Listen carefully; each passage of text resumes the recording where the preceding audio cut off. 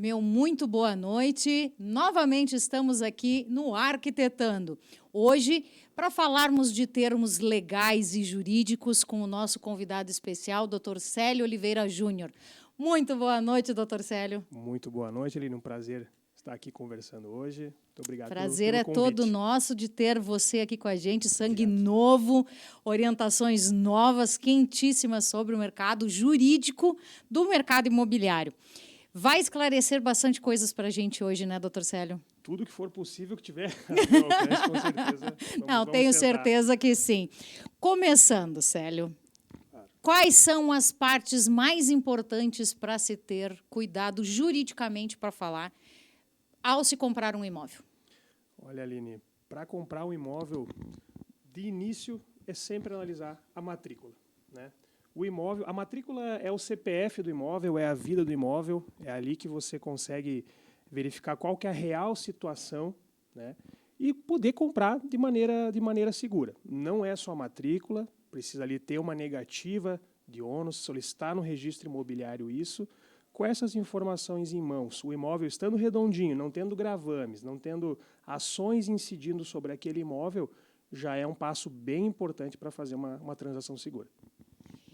Um advogado pode auxiliar bastante nisso, né? Com certeza, que eu vou acabar puxando para o meu lado, né? Pro lado dos advogados aí. O advogado ele tem uma função que é analisar os documentos da transação, assim como o corretor de imóveis, ele já começa a negociação analisando isso, mas é o advogado quem costuma concluir, né, com o contrato. E, eventualmente, o imóvel pode ter algum gravame, o gravame que eu me refiro, para o pessoal daqui a pouco que está em casa, o gravame são situações que podem complicar a venda daquele imóvel. Uma ação, uma penhora, uma hipoteca, um direito real que incide sobre aquele bem que pode complicar a vida do comprador, né? E o advogado analisa isso, ele passa para o cliente dele, ele passa daqui a pouco para a imobiliária que ele presta assessoria ou para o corretor que ele presta assessoria e verifica, olha, esse imóvel é viável, esse imóvel não é viável, daqui a pouco você vai ter um custo para poder desembaraçar aquele imóvel, mas hoje você vai cansar de ouvir a palavra contrato, né? O advogado trabalha em cima de contrato e a transação imobiliária segura ela parte de um bom contrato. É que, na verdade, a gente vai partir daí do pressuposto, fechou uma venda, né? O mundo dos corretores, né? Que a gente conhece bastante como é que funciona. Não é só fechar a venda. É para você ter a garantia, tanto para quem vende quanto para quem compra, o momento ato de definição foi comprado, o imóvel já é meu, teoricamente, é a partir do contrato, correto? O que são passos, promessa, né? de compra e venda, Isso, né? Eu ia exatamente chegar nesse ponto ali. Existe uma fase pré-contratual, que a gente chama de pré-contratual no direito, que é quando as partes elas se conhecem, elas se aproximam por meio de corretor de imóveis ou diretamente os particulares ali. Eles se aproximam, expõem o que cada um busca, né, no negócio, e aí coloca aquilo, reduz a termo, coloca aquilo num contrato. A gente tem a promessa de compra e venda, que posteriormente se torna um contrato definitivo, passa por uma escritura pública de compra e venda, que essa escritura vai ser averbada na matrícula do imóvel. No momento que ela é averbada na matrícula do imóvel, aí você consegue, a gente chama de efeito erga omnes, que você consegue aquele efeito contra terceiros também. Poxa, esse imóvel agora é meu, até aqui, eu tenho a compra e venda, está averbada na matrícula, essa parte contratual, e você pode defender esse imóvel também perante terceiros. A propriedade, ela se dá depois da compra, no momento que você averba na matrícula do imóvel. No caso, tu averbou, para o pessoal compreender um pouquinho, né, para ter essa segurança, né, vamos desmistificar um pouquinho. Ele comprou um imóvel, daqui a pouco caiu uma penhora de terceiro em cima desse bem, e, na verdade, ele não foi escriturado ainda, mas tem a averbação dessa matrícula, isso com o contrato, ele é um comprador de boa-fé, correto? Essa é justamente para isso. Você tem o contrato, faz uma promessa de compra e venda, aquela promessa passa, então, a fazer parte de uma escritura pública de compra e venda. Nessa escritura pública, a gente tem a anotação de como é que vai ser feito o negócio, se ele vai ser parcelado, se vai ser à vista, se vai passar por financiamento imobiliário, se existe, daqui a pouco, uma uso capião sobre o imóvel. Tudo isso a gente coloca nessa escritura pública, né? Com a escritura pública em mãos, as partes assinam, você consegue levar isso no registro civil, no registro de imóveis do município, cada município tem o seu, né? Ou a região em si, você leva isso no registro de imóveis e aquilo passa a fazer parte da matrícula. Então, vai para o RG, para o CPF do imóvel. Por isso que eu brinco, a matrícula é o CPF e o RG do imóvel. Isso dá uma garantia para quem Com está certeza. comprando, né? Porque, na verdade, os processos que a gente tem que cuidar ao comprar, ao adquirir um bem, é tirar as negativas, correto? Isso, Né? negativa de ônus e ações. Exato. Fundamentais. Tanto prefeitura, né? Também Quais seriam esses passos para ter essas garantias? o pessoal, eu indico... Juridicamente falando, né? Eu indico assim, olha, primeira coisa, se interessou no imóvel, antes de começar a fazer a oferta, vai verificar a situação no registro de imóveis, tira uma certidão, uma matrícula atualizada, com certidão negativa de ônus e ações. Está redondinho? Se informa com o município, certidão negativa do município, verificar a parte de tributação, se aquele imóvel está com o IPTU em dia. Daqui a pouco você adquire o imóvel, vai saber depois que tem 10, 15, 20 mil reais em dívida com o município. E o município não vai querer saber, né? O município vai querer receber esse valor, vai executar o proprietário ali, né? Independente se comprou Não antes ou interessa. depois da dívida, O município, ele adquire a dívida o Estado junto. quer receber, o município quer receber. É isso aí. O proprietário, quem comprou, vai responder junto. E como que um advogado pode auxiliar? Porque a venda, propriamente dito, ela tem que ser feita através dos corretores, através de uma imobiliária, um corretor individual, enfim. Um advogado, nessa tramitação toda, como que ele pode ser auxiliar, como ele pode orientar tanto o próprio profissional, quanto quem está comprando e quem está vendendo? O advogado, agora vamos falar do contrato, né? Com as vontades das partes, olha, chegamos a um acordo, chegamos em valor, chegamos no imóvel desejado, encontramos o vendedor certo, o comprador certo, todas as partes. Colocamos isso num contrato. Porque não basta você ter um desejo que determinado assunto seja cumprido naquilo, você tem que estar no contrato. Você tem que exercer a tua vontade no contrato, né? Se a Aline tem vontade que o imóvel seja vendido por valor tal, é o valor tal que tem que constar lá. Se existe um período de carência para iniciar o pagamento, tem que constar lá. Não adianta só o famoso, a gente chama aqui no Rio Grande do Sul, no interior especialmente, do fio do bigode, né? Não funciona assim. A transação imobiliária segura, ela tem que passar por um profissional, né? Um técnico em transações imobiliárias, o corretor de imóveis, e o ideal que em seguida passe pelo advogado para a parte jurídica, para analisar o contrato, se as partes estão aptas a fazer aquele negócio. E digo mais, aí é uma opinião bem pessoal minha. Eu indico que os clientes procurem saber da vida do vendedor ou do comprador, para não ser surpreendido com uma ação posterior, né? Você acaba adquirindo um imóvel determinado indivíduo e quando você vai ver, essa pessoa responde ações trabalhistas, execuções fiscais, e aí você, daqui a pouco, o teu imóvel, que era para estar redondinho, liso, de uma transação segura, daqui a pouco está respondendo. O que, na verdade, um advogado auxilia. Exatamente. A gente antecipa, né? E como eu sempre digo, eu brinco, né? Aquele ditado, cada macaco no seu galho, né? Exatamente. Nosso ditado popular no Estado. Exatamente. O corretor de imóveis, ele tem o trabalho de vender, de ter essas documentações. Agora, mais a fundo, essa parte jurídica legal de você dar esse respaldo, de não ter nenhum ônus, de não ter nada redirecionado ao bem, vai ser ao advogado que ele vai se reportar, porque tu vais poder dar com maior ganho de causa, né? Qual é a situação real da... Eu costumo brincar que às vezes a gente faz tudo certo numa negociação e eventualmente pode ser surpreendido com algum problema. E até é o que faz o advogado, é tentar prevenir esse problema, é tentar blindar ao máximo esse problema, é prever a situação, prever o eventual risco do negócio, né? Eu costumo falar, olha, você está adquirindo um imóvel, por mais que ele esteja desembaraçado, você vai procurar a vida do vendedor, essa pessoa responde inúmeros processos, ou essa empresa, porque vendedor também pode ser pessoa jurídica, é bom mencionar, pode ser uma empresa vendendo um imóvel, você vai procurar, existem N ações.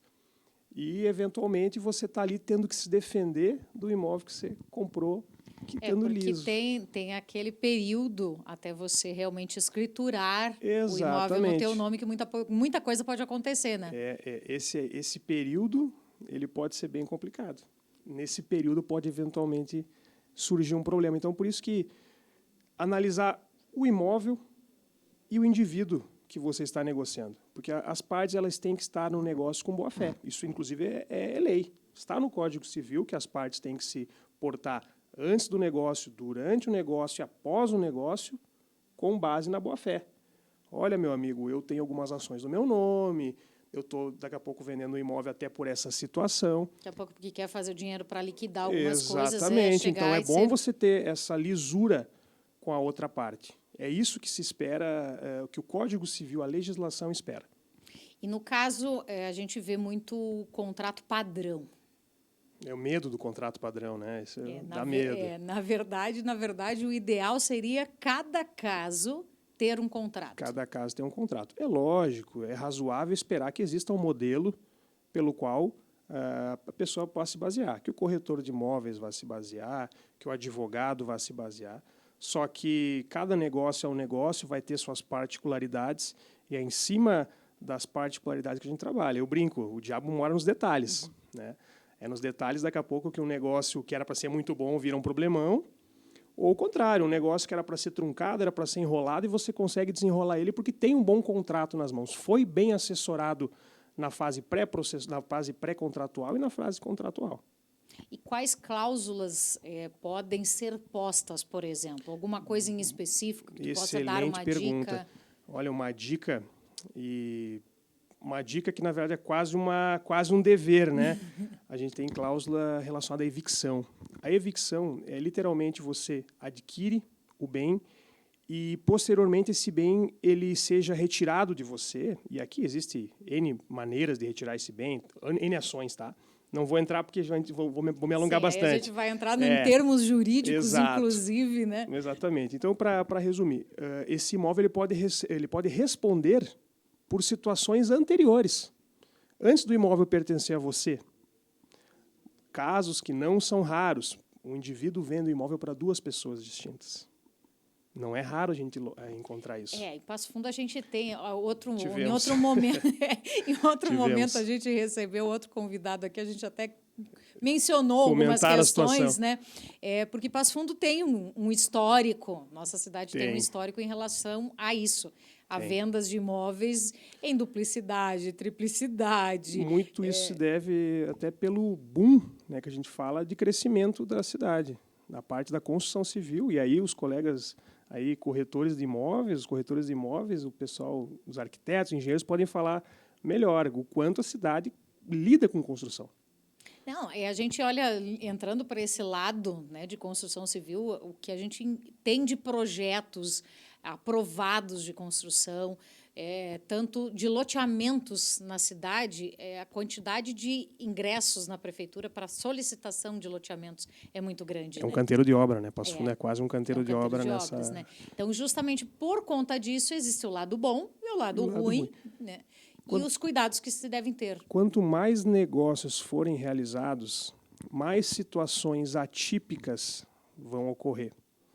E é bem curioso, porque apesar do nosso Código Civil ser enorme, nós termos leis específicas tratando de transações, sempre vão haver surpresas e de demandas que a lei não prevê com clareza.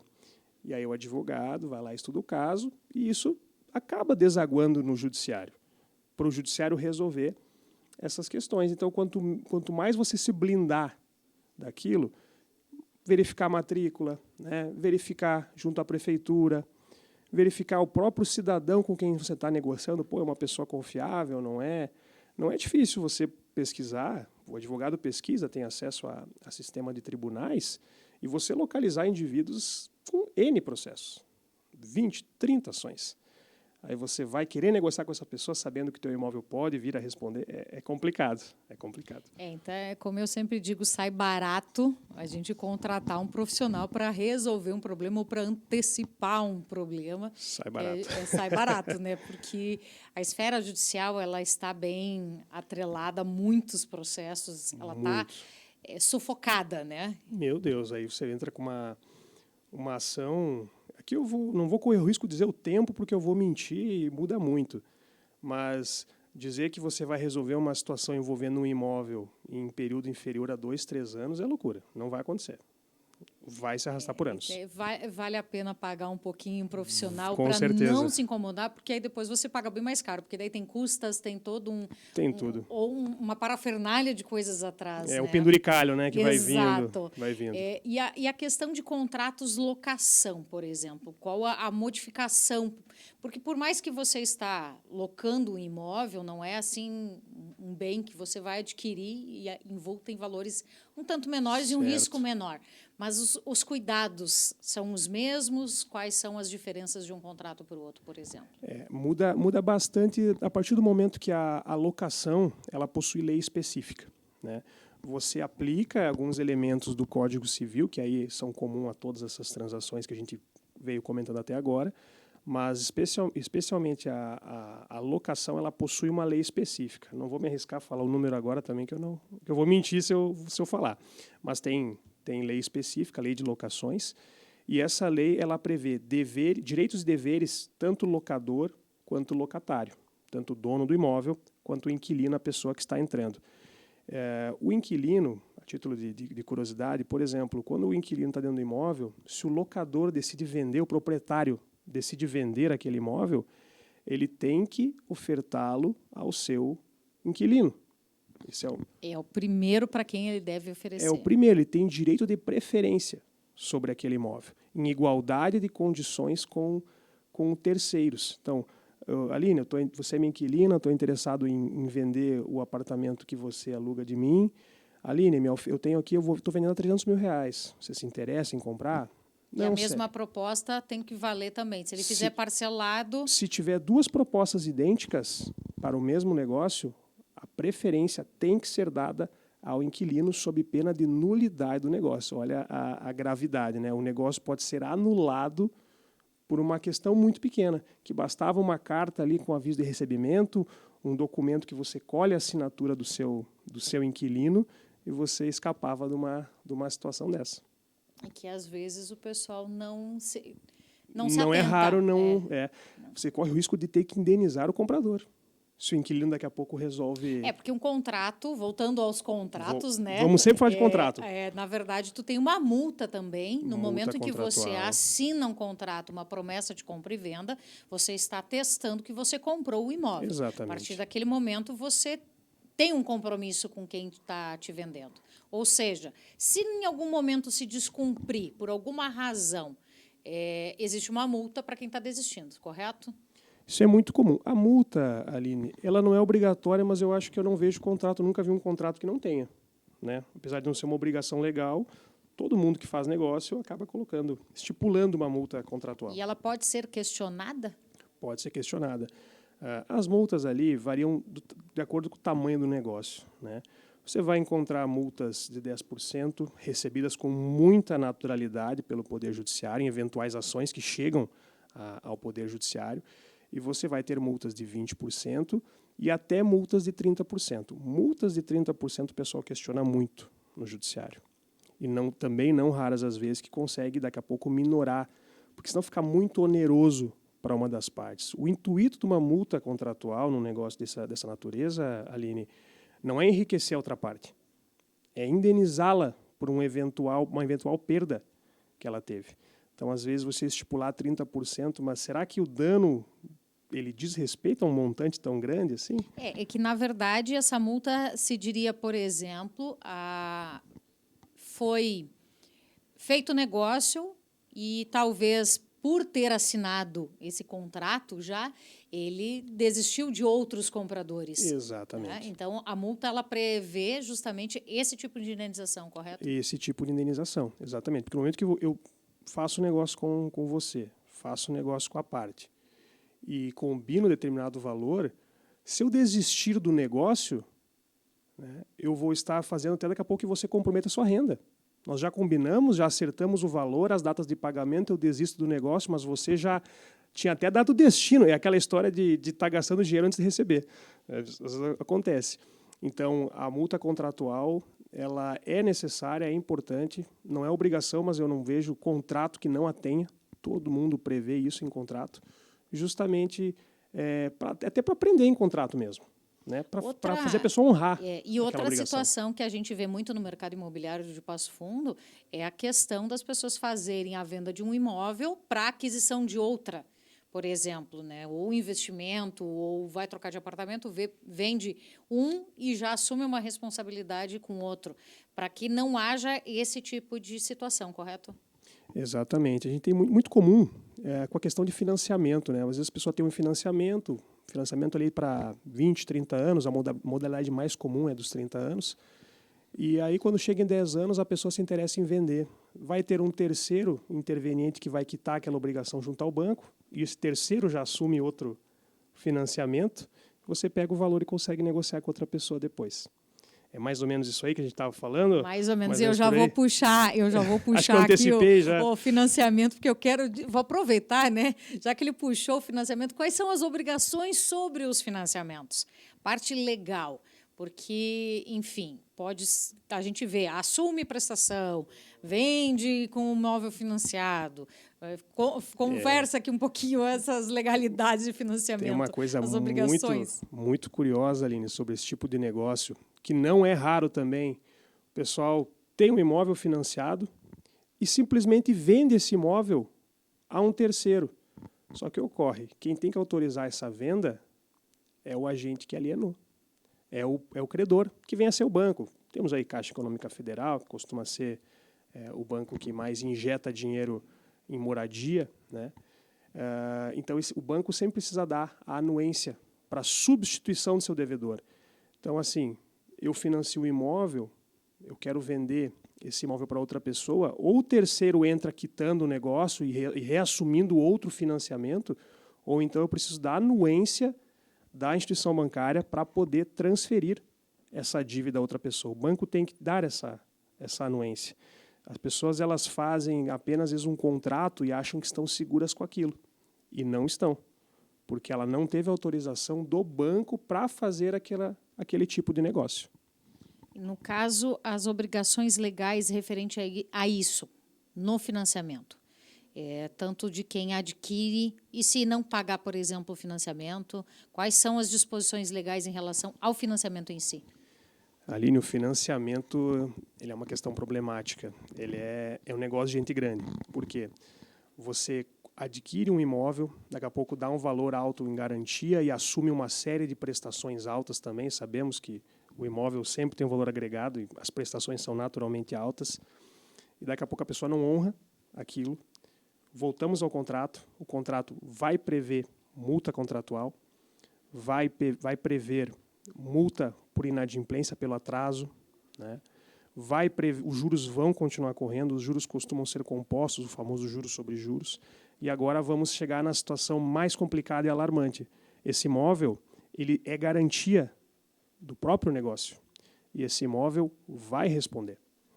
Daqui a pouco a pessoa pode perder o imóvel. O banco faz a retomada desse imóvel por conta da dívida que não foi honrada. O próprio imóvel... E não tem... Olha só, agora eu vou entrar numa situação bem interessante. Esse é o intuito, fique à vontade. O pessoal, muita gente conhece o chamado Instituto do Bem de Família, que é o único imóvel da pessoa não pode ser penhorado. Veja só uma exceção. Se o imóvel ele é garantia do próprio negócio, independe se ele é bem de família. Ele pode vir a ser retomado pela instituição bancária. Você compra aquele imóvel e ele é a própria garantia. Não tem como você alegar bem de família perante a instituição, porque o imóvel é a garantia do negócio. É que isso é uma coisa muito antiga, né? Que as pessoas, me corrija se houve algum tipo de mudança ao longo dos anos em relação a isso, porque há muitos anos se dizia é bem de família, não se perde, é a casa onde mora. Era diferente isso antigamente, alguns anos atrás? Olha, Aline, a Constituição Federal de 88, ela tem alguns princípios, um deles é da dignidade da pessoa humana e da moradia. E, com base nisso, as pessoas, por muito tempo, defenderam as suas propriedades, seguem defendendo com base no direito à moradia. As discussões sobre o bem de família, elas chegaram ao STJ, chegaram ao STF e houve pacificação do entendimento por parte do STJ de que é legal a penhora sobre o bem de família, nessa hipótese que eu levantei para você aqui, que é do próprio imóvel ser a garantia do negócio. Você pega dinheiro com o banco para comprar aquela casa fica alienada com o banco, você não pagou, o banco pode vir a retomar. Vamos usar um exemplo prático, né? É igual um carro. Perfeito, é igual um carro. É igual um carro. No carro a gente tem a figura da busca e apreensão. Do andar até perder. Da busca e apreensão. Andar até perder. A gente vê muito isso, esse aqui né? é até o pessoal do Estúdio Rio aqui, mas é verdade, né? É o andar até perder. O carro é andar até perder, é o carro alienado. E o bem, o imóvel, só não tem a busca e apreensão porque está lá, né? Enterrado. Não tem como tirar do lugar. Não tem como tirar, mas aí existe a figura da penhora, né? Que é a retomada do bem pelo banco. Muito bem, esclarecido muitas questões. E me diz uma coisa, outro dia o Célio postou um negócio que eu vou ter que perguntar isso aqui para ele, porque, né, vai construir no terreno da sogra. E aí? Pelo amor de Deus, não façam isso. Ou, na verdade, se vocês fizerem, procure um advogado de vocês em sequência. Que a hora que quebrar os pratos, se eventualmente quebrar, né, não estou botando praga aqui no final do relacionamento. Mas pode acontecer, pode né? acontecer. Pode acontecer, ainda mais no Brasil, que tem uma quantidade infinita aí de divórcio e separação. Se acontecer, você tem um grande problema jurídico.